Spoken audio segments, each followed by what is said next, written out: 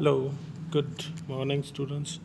चलिए आज हम अपने इवोल्यूशन का जो बायोलॉजी का चैप्टर चल रहा है उसका वीडियो नंबर 2 बनाते हैं, जिसके अंदर हम पहले वीडियो में हम पढ़ चुके हैं कि यूनिवर्स का फॉर्मेशन कैसे हुआ, यूनिवर्स से सोलर सिस्टम कैसे बना, सोलर सिस्टम से फिर अर्थ का ओरिजिन कैसे हुआ और इससे रिगार्डेड थ्योरीज क्या थी कि स्पेशल क्रिएशन थ्योरी और जो एबायोजेनेसिस थ्योरी थी, वो एबायोजेनेसिस थ्योरी थी उसको डिस्प्रूव कैसे किया, रिजेक्ट किसने किया, और बायोजेनेसिस थ्योरी जिसमें रेड्डी, फ्रांसिस्को और जो वाइटल थ्योरी थी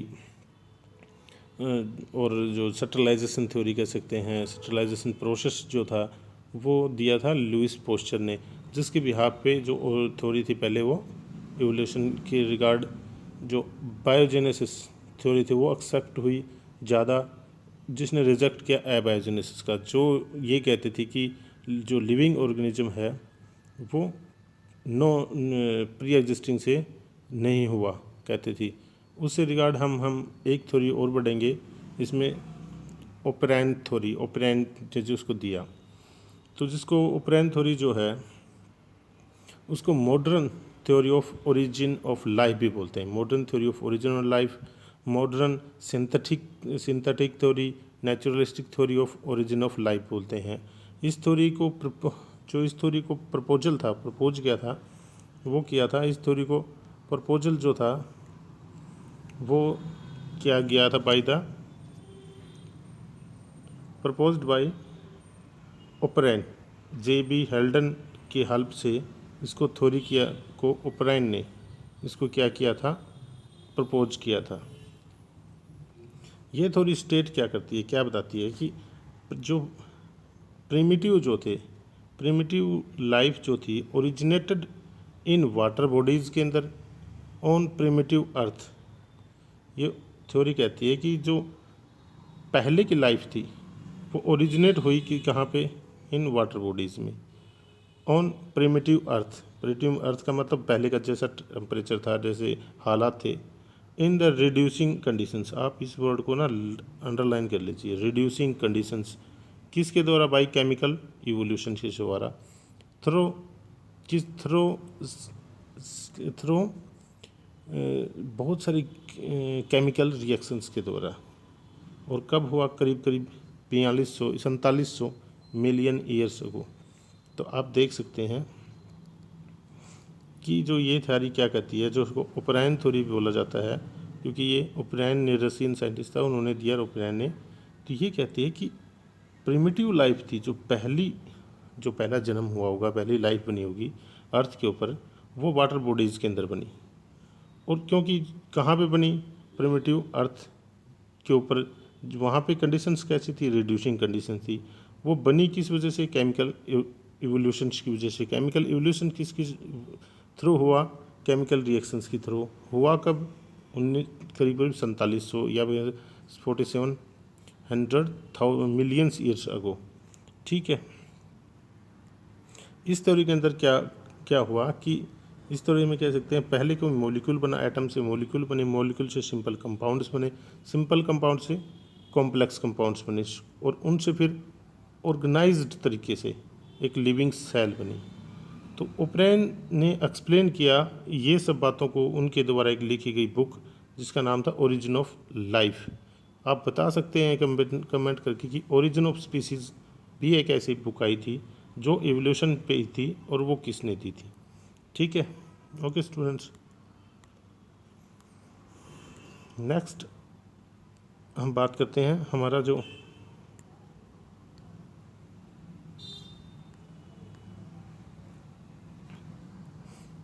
इस थ्योरी ऑफ एवोल्यूशन जो थी उसके अंदर स्टेप्स कैसे कैसे आए। देखिए थोड़ा तो जहाँ पे स्टार लगा हुआ है उस चीज़ों को ध्यान से समझना। वो एनसीईआरटी या नए जो भी नीट का एग्ज़ाम होगा, एनसीईआरटी हो गया, किसी भी यूनिवर्सिटी का एंट्रेंस एग्ज़ाम होगा, जैसे कि सेंट्रल यूनिवर्सिटीज़ का +2 के बाद, या +2 के एग्ज़ाम्स में भी, या एनसीईआरटी बुक्स में बहुत ही, या एग्रीकल्चर का एग्ज़ाम हो, इसके अंदर बहुत ज़्यादा बार पूछे जाते हैं। तो theory of origin of species हो गया, ओरिजिन ऑफ लाइफ हो गया, ओपेरेंट मॉडल है, ओपेरेंट थ्योरी है, केमियोसिंथेटिक थ्योरी है। तो ये थोड़ी मॉडर्न थ्योरी है, ये दी किसने, किसके द्वारा दी, इसके अंदर कैसे हालात बताए कि और जो प्रिमिटिव लाइफ थी जो प्रिमिटिव लाइफ थी, प्रिमिटिव कंडीशंस के ऊपर कैसी थी और कब हुआ, कौन सी रिएक्शंस हुई, कैसी केमिकल रिएक्शंस हुई, तो इसे पूछ सकते हैं। एक सीक्वेंस बना के दे देंगे जैसे मैंने दिया अभी बताया। तो इस थ्योरी के अंदर स्टेप्स कौन से हैं, ठीक है, हम बात करते हैं। अभी ले लेते हैं कोई न कोई, हम यहाँ से कोई न कोई रंग ले लेते हैं। चलो रेड रंग सेलेक्ट कर लेते हैं। अब बात करते हैं मॉडर्न थ्योरीज के स्टेप्स कौन से हैं। देखिए पहली बात तो कहीं पे भी लाइफ अगर ओरिजिनेट होनी है तो वहाँ पे लाइफ के अंदर कंडीशंस हो, तो अर्थ के ऊपर देखते हैं कंडीशंस। तो ये हम बात कर रहे हैं मिलियंस ईयर्स अगो की बात कर रहे हैं। उस टाइम पे जो कंडीशंस थी बहुत ज़्यादा, यूँ कह सकते हैं हॉट स्पॉट था, हॉट जो बैलून था एक ही तरफ से आग का, तो वहाँ पे केमिकल रिएक्शंस फेवरेबल, सिर्फ एनवायरनमेंट ज़्यादा फेवरेबल था, वो केमिकल रिएक्शंस के ऊपर था क्योंकि जो ज़्यादा था। तो यहाँ पे सरफेस के ऊपर टेम्परेचर जो था उस टाइम पे, टेम्परेचर जो था वो करीब करीब यूँ मान लीजिए हम बात कर रहे हैं 4 से 5 मिलियंस के बीच की, मिलियंस ईयर्स के बीच की। तो यहाँ पे टेम्परेचर कैसा था, तो आप देख सकते हैं यहाँ पे उस टाइम पे टेम्परेचर जो था यहाँ पे करीब करीब 100 डिग्री से कम आ गया टेम्परेचर। तो आपको पता है अगर हमारा ह्यूमन टेम्परेचर देखें 37 पे मोस्टली फेवरेबल है जितनी भी हमारी मेटाबॉलिक रिएक्शंस होती हैं, लेकिन बहुत सारे आज भी आप देखते हो PCR रिएक्शंस होती है 40, उसके अंदर जो बैक्टीरिया यूज़ किया जाता है टाक पॉलीमरेज, जो एंजाइम रिलीज करता है पॉलीमरेज टाक, जो बैक्टीरिया उसका टेम्परेचर ना 80+ टेम्परेचर टॉलरेट करता है। मार्स गैसेज जो मार्स बैक्टीरिया हैं जो मीथेन्स प्रोड्यूस करते हैं वो हॉट, आपको पता है वेल्कनोज के अंदर जो बैक्टीरिया रहते हैं वो कितने हाई टेम्परेचर, तो वो भी क्या है वैसी ही कंडीशंस के अंदर जैसे वोल्केनोज के होते वैसे ही उस टाइम पे कंडीशंस रही होंगी, और उनके अंदर भी जो बैक्टीरिया या जो उस टाइम पे जो एलिमेंट्स थे वो कैसे रहे होंगे अर्थ के ऊपर। वहाँ पे टेम्परेचर जो था वो 100 डिग्री से कम था। सरफेस के ऊपर लाइक एलिमेंट्स जो थे सरफेस के ऊपर nitrogen, calcium, nitrogen, carbon, hydrogen, oxygen थे, वो प्रेजेंट थे सिंपल इनऑर्गेनिक कंपाउंड्स के अंदर।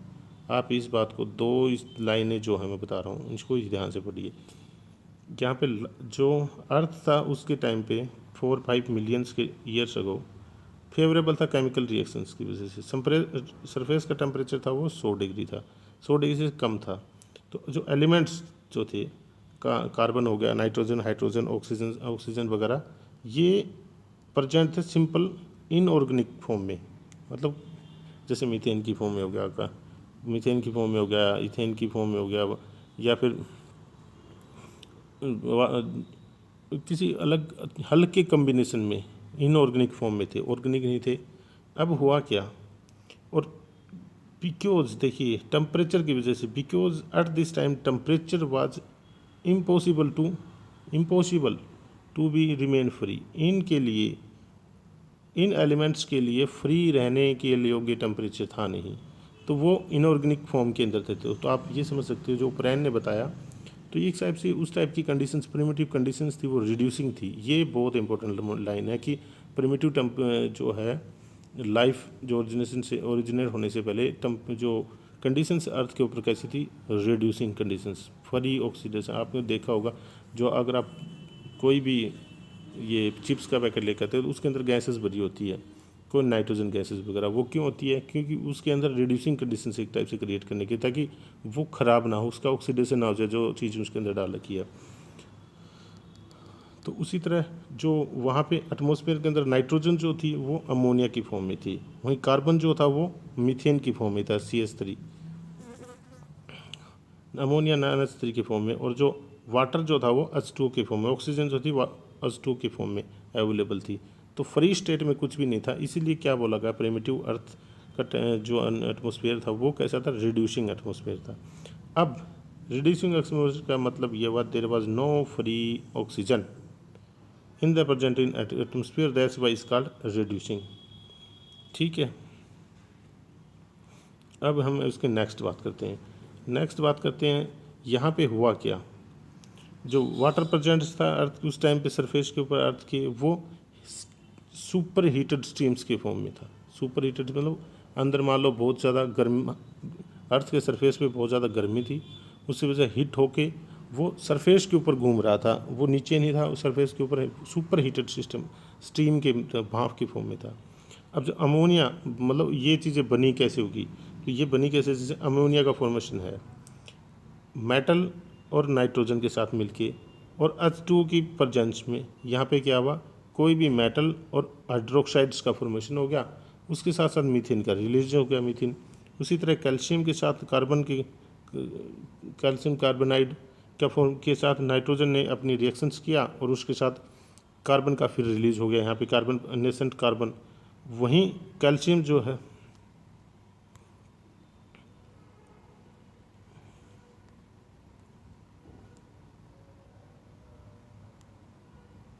वहीं पे अगर हम बात करते हैं कैल्शियम साइनाइड वाली हाइड्रोजन के साथ रिएक्शन, वाटर के साथ रिएक्शन करके NH3 गैस का फॉर्मेशन कर दिया।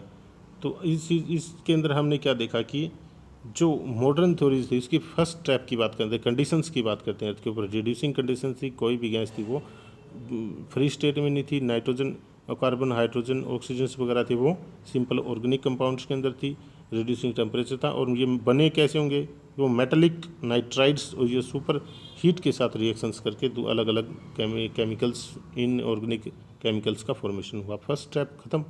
बात हम करते हैं हम नेक्स्ट स्टेप की। नेक्स्ट स्टेप पे चलते हैं अब। नेक्स्ट स्टेप जैसे स्टेप बी है, उसमें क्या क्या, थोड़े टाइम के बाद अर्थ का टेम्परेचर थोड़ा कूल डाउन हुआ। अब कूल डाउन होने की वजह से यहाँ पे क्या, इसका अर्थ क्रस्ट जो था वो सॉलिड फॉर्म में आ गया।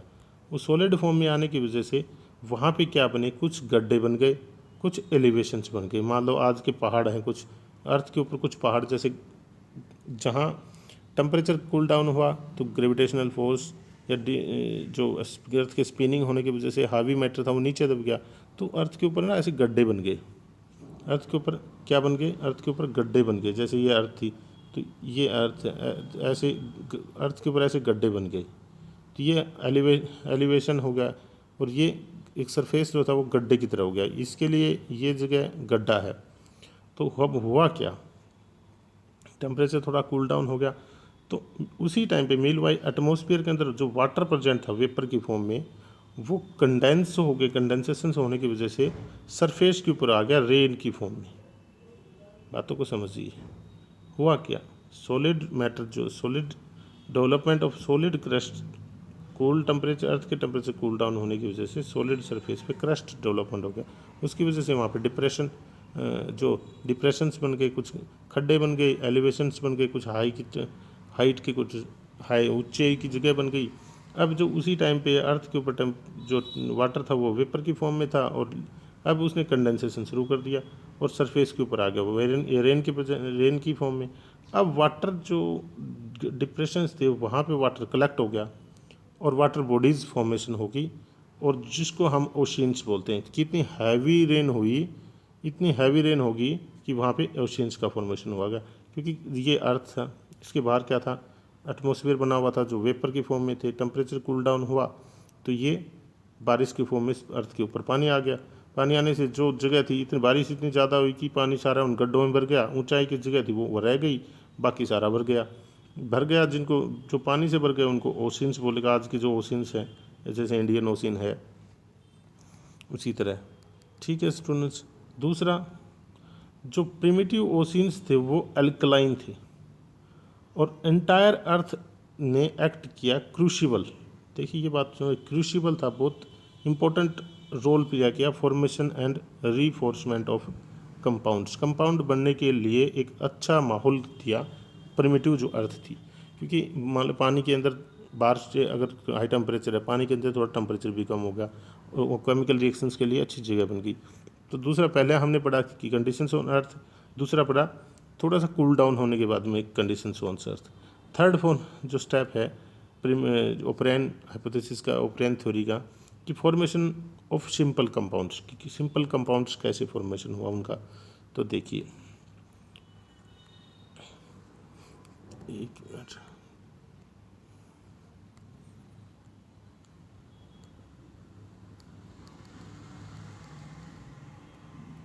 अब क्या हो गया इसको,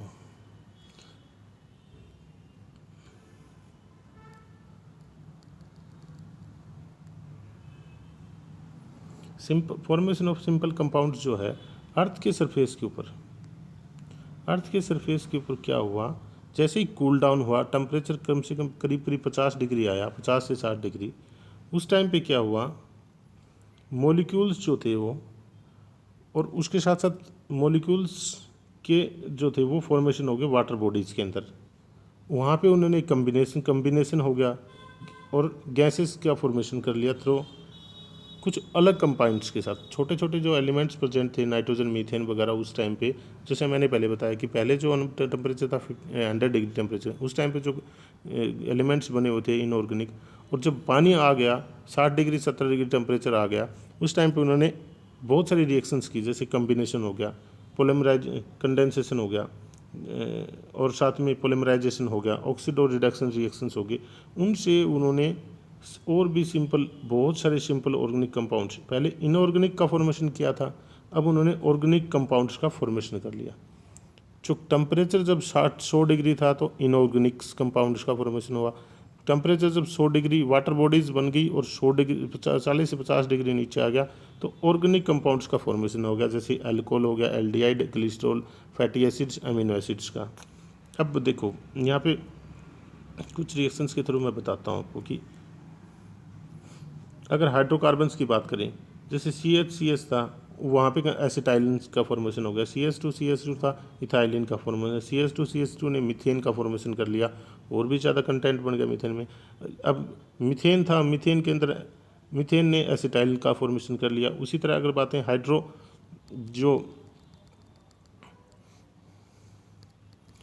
फॉर्मेशन ऑफ हाइड्रोक्सी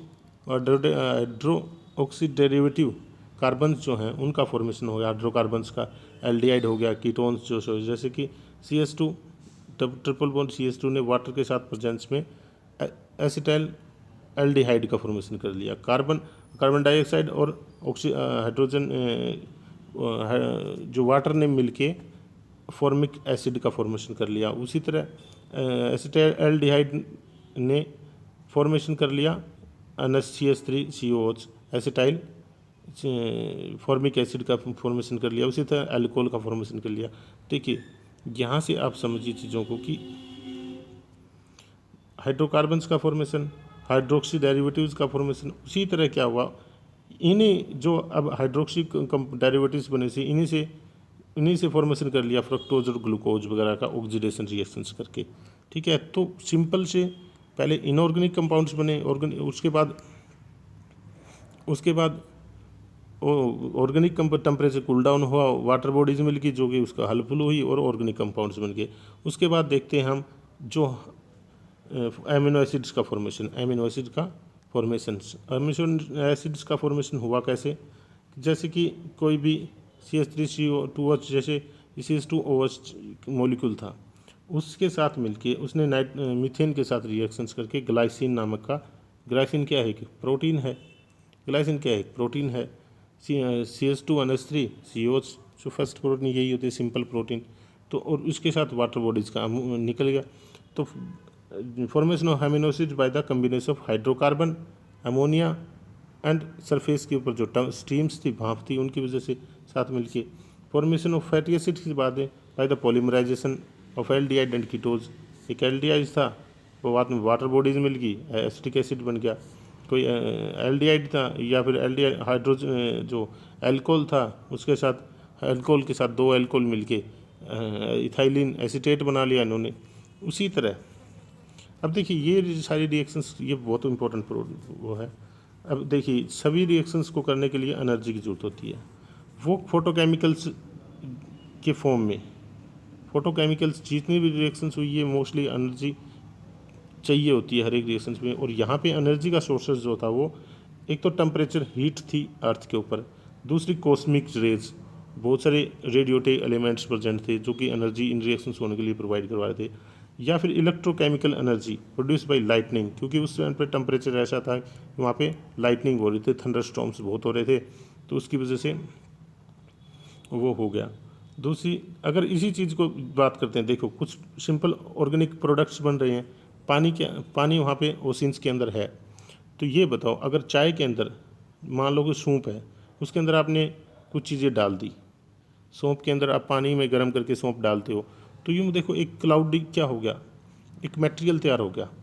देखिए यहाँ पे देखिए, जैसे मान लो पानी है, पानी के अंदर आपने सौंफ बनाने के लिए मटेरियल डाल दिया, तो जो मटेरियल पानी है वो ज़्यादा कंटेंट है और सौंफ आप थोड़े ही डालते हो, तो वो सौंफ है वो यूँ मान लीजिए यहाँ पे सौंफ जो है वो सिंपल ऑर्गेनिक कंपाउंड्स हैं, बाकी क्या है, पानी है। तो वो इसी तरह, और जो पानी है वो एक ब्रोथ की तरह काम कर रहा है। तो यह जिसको बोला गया प्रोबायोटिक फॉर्म, जिसको probiotic, simple organic compounds accumulated हो गए in the water bodies like hot thin shop के अंदर, जिसको बोला गया probiotic life. And water bodies ने काम किया, एक टाइप से ब्रोथ का काम किया, मतलब उसको मीडियम देने का काम किया। और जो यहाँ पे मटेरियल, एक बात ये आप नोट कीजिए, एक जो यहाँ पे मटेरियल एक्यूमुलेशन हुआ सरफेस के ऊपर, वो उसको सिंपल ऑर्गेनिक कंपाउंड्स का एक्यूमुलेशन हो पाया। क्यों हो पाया? क्योंकि अब्सेंस ऑफ हेटेरो ऑर्गेनिज्म, वहाँ पे जो हेटेरोट्रॉफिक्स ऑर्गेनिज्म होते हैं जो दूसरे को खा जाते हैं वो थे नहीं, तो इस वजह से बहुत ज़्यादा अमाउंट में क्या बने, सिंपल ऑर्गेनिक कंपाउंड। दूसरा, बिकॉज ऑफ रिड्यूसिंग एनवायरनमेंट, वहाँ पे एनवायरनमेंट रिड्यूसिंग था, ऑक्सीडेशन, आज वही एग्जाम्पल बताया, जो आज चिप्स लेके आते हैं उसके अंदर दूसरी तरह की गैसेस भरी जाती है, नाइट्रोजन गैस भरी जाती है, क्योंकि ऑक्सीजन वहाँ ना जा पाए। जैसे ही आप खुला छोड़ दो चिप्स के पैकेट को, ख़राब हो जाएगा, क्योंकि ऑक्सीजन बाहर से ऑक्सीडाइज रिडक्शन होगा, उसके अंदर क्या होगा, बॉन्डिंग टूट जाएगी, टूटने से वो सड़ने लग जाएगा, ख़राब हो जाएगा धीरे धीरे। और उस टाइम पे ये दोनों कंडीशंस वहाँ पे प्रिवेल कर रही थी कि वहाँ पे न तो हेटेरोट्रॉप्स था जो ऑर्गेनिज्म बन रहे थे, और जो भी ऑर्गेनिक कंपाउंड बन रहे थे उनको ख़राब करने वाला, न तो खाने वाला कोई था, न ही वहाँ पे ऐसी कंडीशंस थी, रिड्यूसिंग कंडीशंस थी जो कि फेवरेबल हुई इस चीज़ के लिए। और वहाँ पे हेटेरोट्रॉप्स की एब्सेंस।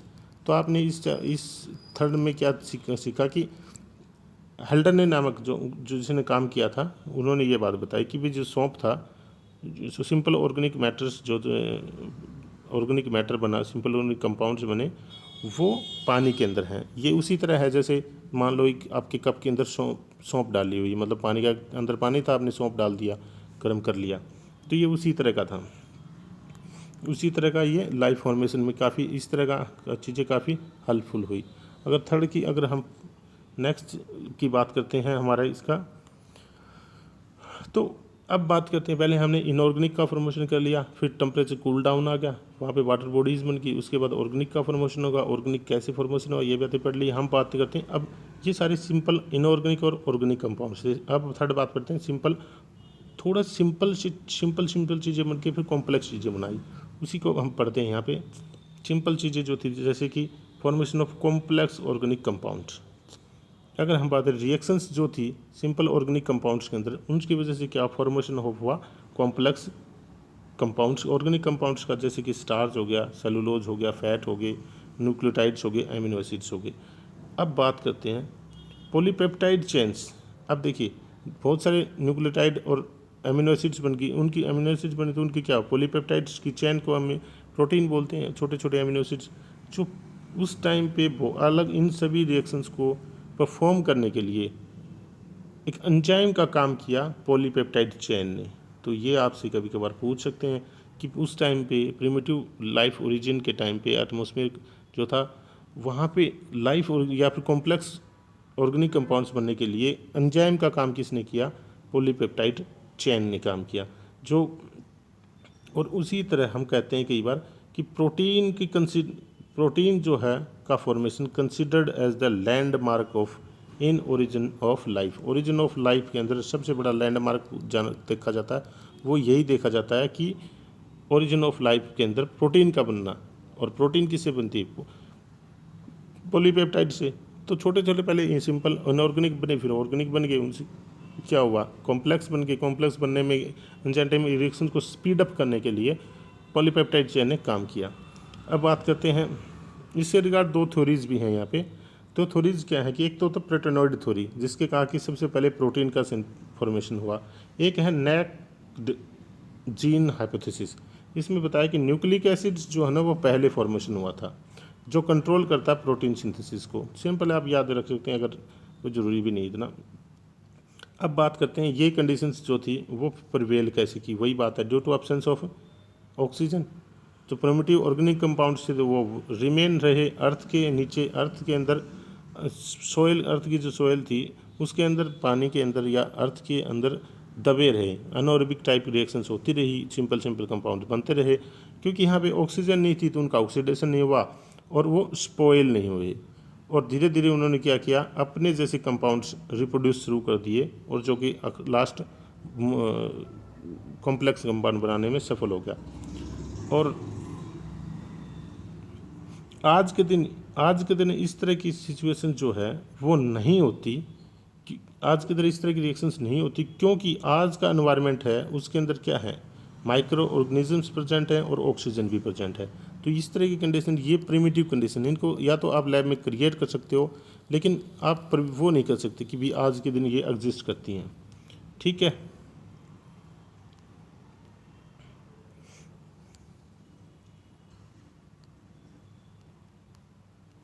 ओके स्टूडेंट्स, चलिए नेक्स्ट हमारा जो देखते हैं इसको सेव करके। नेक्स्ट है एसरवेट। एसरवेट क्या है?